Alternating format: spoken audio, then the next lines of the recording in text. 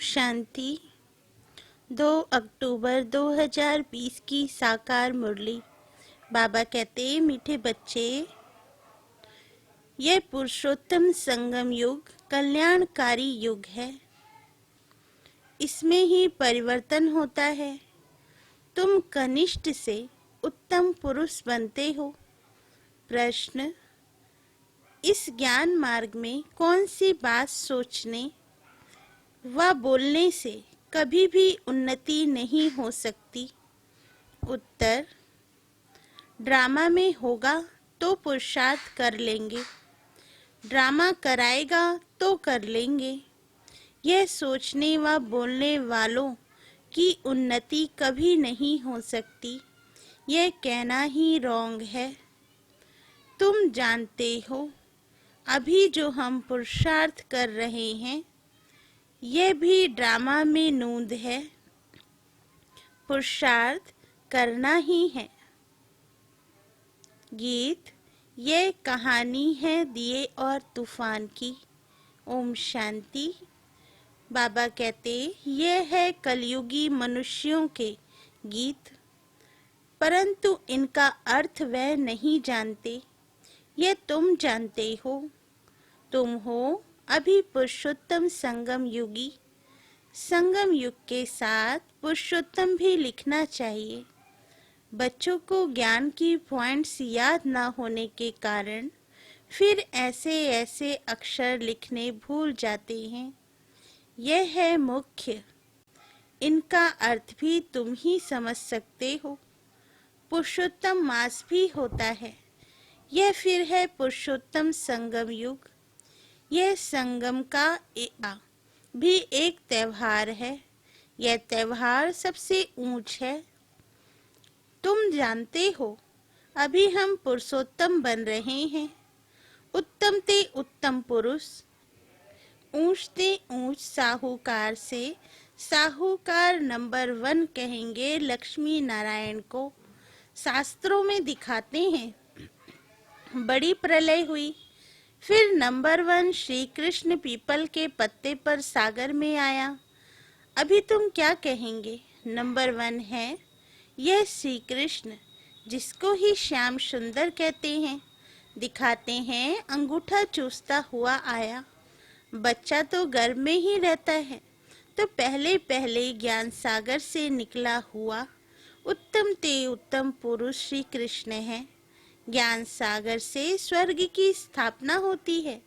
उनमें नंबर 1 पुरुषोत्तम यह श्री कृष्ण है, और यह है ज्ञान का सागर, पानी का नहीं। प्रलय भी होती नहीं। कई बच्चे नए आते हैं तो बाप को फिर पुरानी पॉइंट्स रिपीट करनी पड़ती हैं। सतयुग, त्रेता, द्वापर, कलयुग, यह 4 युग तो हैं। 5वां फिर है पुरुषोत्तम संगम युग। इस युग में मनुष्य चेंज होते हैं, कनिष्ठ से सर्वोत्तम बनते हैं। जैसे शिव बाबा को भी पुरुषोत्तम व सर्वोत्तम कहते हैं ना, वह है ही परमात्मा। परमात्मा फिर पुरुषोत्तम में उत्तम है। यह लक्ष्मी नारायण, इन्हों को ऐसा किसने बनाया? यह तुम बच्चे ही जानते हो। बच्चों को भी समझ में आया है। इस समय हम पुरुषार्थ करते हैं ऐसा बनने के लिए। पुरुषार्थ कोई बड़ा नहीं है, मोस्ट सिंपल है। सीखने वाली भी हैं अबलाएं कुब्जाएं, जो कुछ भी पढ़ी लिखी नहीं है, उन्हों के लिए कितना सहज समझाया जाता है। देखो, अहमदाबाद में एक साधु था, कहता था हम कुछ खाते पीते नहीं हैं। अच्छा, कोई सारी आयु खाता पीता नहीं, फिर क्या? प्राप्ति तो कुछ नहीं है ना। झाड़ को भी खाना तो मिलता है ना। खाद पानी आदि नेचुरल उनको मिलता है, जिससे झाड़ वृद्धि को पाता है। उसने भी कोई रिद्धि सिद्धि पाई होगी। ऐसे बहुत हैं जो आग से पानी से चले जाते हैं। इनसे भला फायदा क्या? तुम्हारा तो इस सहज राजयोग से जन्म जन्मांतर का फायदा है। तुमको जन्म जन्मांतर के लिए दुखी से सुखी बनाते हैं। बाप कहते हैं, बच्चे, ड्रामा अनुसार हम तुमको गुह्य बातें सुनाते हैं। जैसे बाबा ने समझाया है, शिव और शंकर को मिलाया क्यों है? शंकर का तो इस सृष्टि में पार्ट ही नहीं है। शिव का, ब्रह्मा का, विष्णु का पार्ट है। ब्रह्मा और विष्णु का ऑलराउंड पार्ट है। शिव बाबा का भी इस समय पार्ट है, जो आकर ज्ञान देते हैं, फिर निर्वाण धाम में चले जाते हैं। बच्चों को जायदाद देकर खुद वानप्रस्थ में चले जाते हैं। वानप्रस्थी बनना अर्थात गुरु द्वारा वाणी से परे जाने का पुरुषार्थ करना, परंतु वापिस तो कोई जा नहीं सकते, क्योंकि विकारी भ्रष्टाचारी हैं। विकार से जन्म तो सबका होता है। यह लक्ष्मी नारायण निर्विकारी हैं। उन्हों का विकार से जन्म नहीं होता है, इसलिए श्रेष्ठाचारी कहलाए जाते हैं। कुमारियां भी निर्विकारी हैं, इसलिए उनके आगे माथा टेकते हैं। तो बाबा ने समझाया कि यहाँ शंकर का कोई पार्ट नहीं है। बाकी प्रजापिता ब्रह्मा तो जरूर प्रजा का पिता हुआ ना। शिव बाबा को तो आत्माओं का पिता कहेंगे। वह है अविनाशी पिता। यह है गुह्य बातें अच्छी रीति धारण करनी है। जो बड़े बड़े फिलोसफर होते हैं, उनको बहुत टाइटल मिलते हैं। श्री श्री 108 का टाइटल भी विद्वानों को मिलता है। बनारस के कॉलेज से पास कर टाइटल ले आते हैं। बाबा ने गुप्ता जी को इसलिए बनारस भेजा था कि उन्हों को जाकर समझाऊं कि बाप का भी टाइटल अपने ऊपर रख बैठे हो। बाप को श्री श्री 108 जगत गुरु कहा जाता है। माला ही 108 की होती है। 8 रत्न गाए जाते हैं। वे पास विद ऑनर होते हैं, इसलिए उनको जपते हैं। फिर उनसे कम 108 की पूजा करते हैं। यज्ञ जब रचते हैं तो कोई 1000 सालीग्राम बनाते हैं, कोई 10,000, कोई 50,000, कोई लाख भी बनाते हैं। मिट्टी के बनाकर फिर यज्ञ रचते हैं। जैसा जैसा सेठ अच्छे ते अच्छा बड़ा सेठ होगा तो लाख बनवाएंगे। बाप ने समझाया है, माला तो बड़ी है ना, 16,108 की माला बनाते हैं। यह तुम बच्चों को बाप बैठ समझाते हैं। तुम सभी भारत की सेवा कर रहे हो। बाप के साथ बाप की पूजा होती है, तो बच्चों की भी पूजा होनी चाहिए। यह नहीं जानते कि रुद्र पूजा क्यों होती है। बच्चे तो सब शिव बाबा के हैं। इस समय सृष्टि की कितनी आदमशुमारी है, इसमें सब आत्माएं शिव बाबा के बच्चे ठहरे ना, परंतु मददगार सब नहीं होते। इस समय तुम जितना याद करते हो उतना ऊंच बनते हो, पूजन लायक बनते हो। ऐसे और कोई की ताकत नहीं कि जो ये बात समझाए। इसलिए कह देते, ईश्वर का अंत कोई नहीं जानते। बाप ही आकर समझाते हैं। बाप को ज्ञान का सागर कहा जाता है, तो जरूर ज्ञान देंगे ना। प्रेरणा की तो बात होती नहीं। भगवान कोई प्रेरणा से समझाते हैं क्या? तुम जानते हो उनके पास सृष्टि के आदि मध्य अंत का ज्ञान है। वह फिर तुम बच्चों को सुनाते हैं। यह तो निश्चय है। निश्चय होते हुए भी फिर भी बाप को भूल जाते हैं। बाप की याद, यह है पढ़ाई का तंत्र। याद की यात्रा से कर्मातीत अवस्था को पाने में मेहनत लगती है। इसमें ही माया के विघ्न आते हैं। पढ़ाई में इतने विघ्न नहीं आते। अब शंकर के लिए कहते हैं, शंकर आँख खोलते हैं तो विनाश होता है। यह कहना भी ठीक नहीं है। बाप कहते हैं, ना मैं विनाश कराता हूँ ना वह करते हैं। यह रॉन्ग है। देवताएं थोड़े ही पाप करेंगे, अब शिव बाबा बैठ ये बातें समझाते हैं। आत्मा का यह शरीर है रथ, हर एक आत्मा की अपने रथ पर सवारी है। बाप कहते हैं मैं इनका लोन लेता हूँ, इसलिए मेरा दिव्य अलौकिक जन्म कहा जाता है। अभी तुम्हारी बुद्धि में 84 का चक्र है, जानते हो। अभी हम घर जाते हैं, फिर स्वर्ग में आएंगे। बाबा बहुत सहज करके समझाते हैं, इसमें हार्ट फेल नहीं होना है। कहते हैं बाबा हम पढ़े लिखे नहीं हैं, मुख से कुछ निकलता नहीं, परंतु ऐसे तो होता नहीं।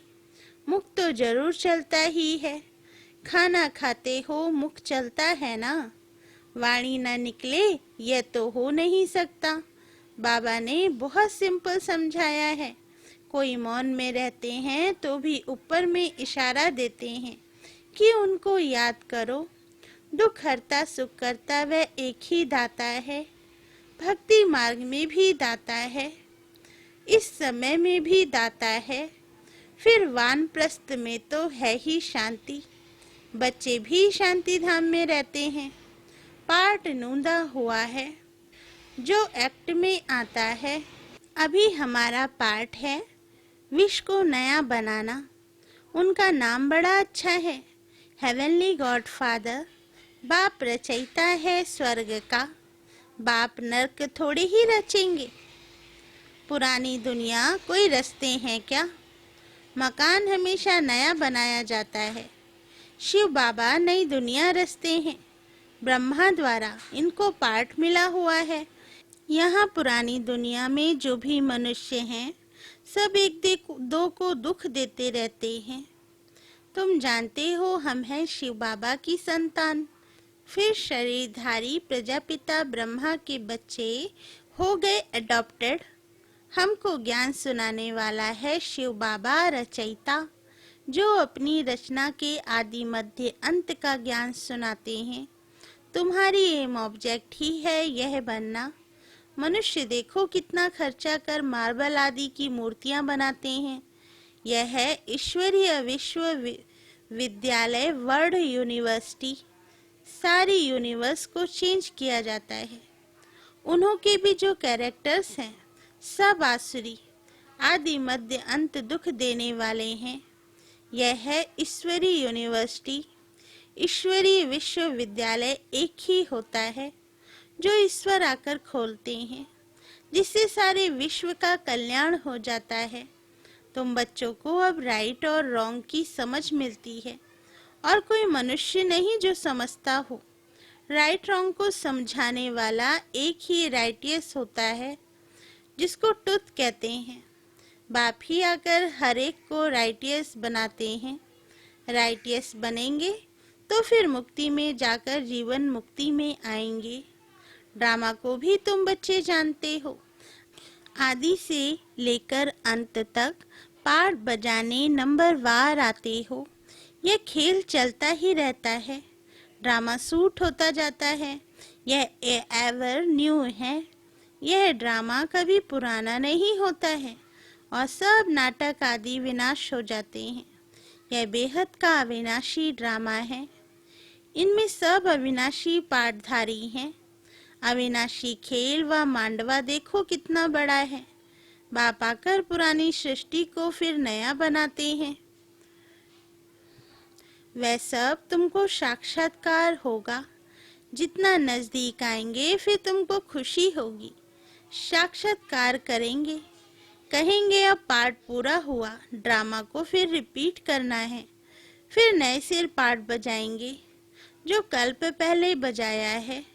इसमें जरा भी फर्क नहीं हो सकता।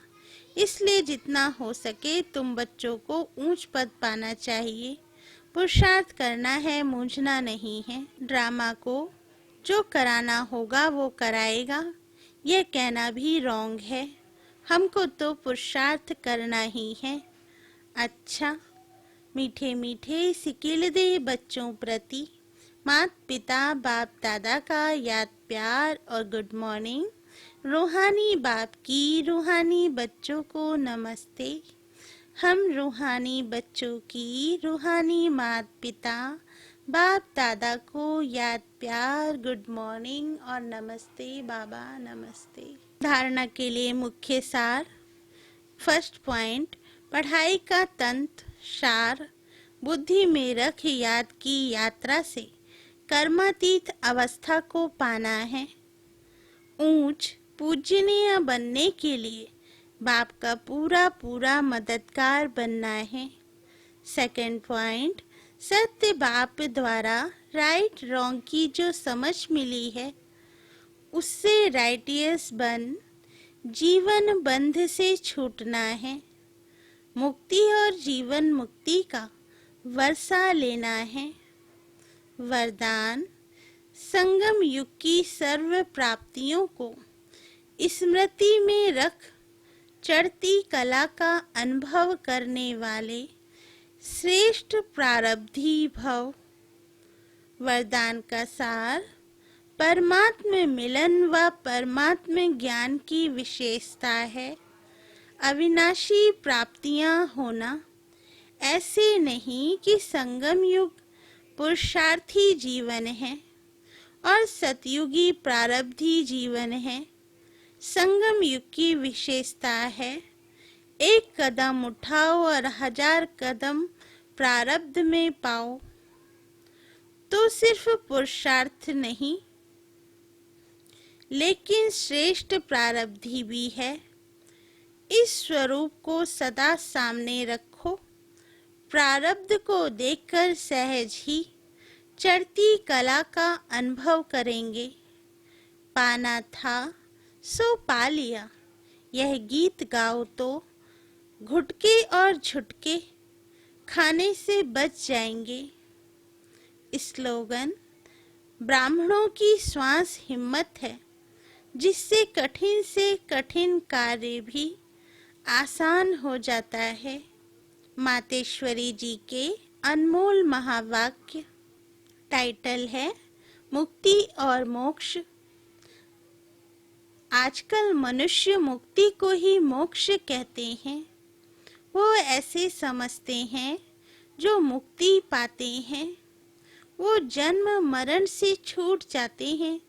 वो लोग तो जन्म मरण में ना आना इसको ही ऊंच पद समझते हैं, वही प्रारब्ध मानते हैं। जीवन मुक्ति फिर उसको समझते हैं जो जीवन में रहकर अच्छा कर्म करते हैं। जैसे धर्मात्मा लोग हैं उन्हों को जीवन मुक्त समझते हैं। बाकी कर्म बंधन से मुक्त हो जाना वो तो कांटों में कोई से कोई विरला ही समझते हैं। अब यह है उन्हों की अपनी मत, लेकिन हम तो परमात्मा द्वारा जान चुके हैं कि जब तक मनुष्य पहले विकारी कर्म बंधन से मुक्त नहीं हुआ है तब तक आदि मध्य अंत दुख से छूट नहीं सकेंगे। तो इससे छूटना यह भी एक स्टेज है।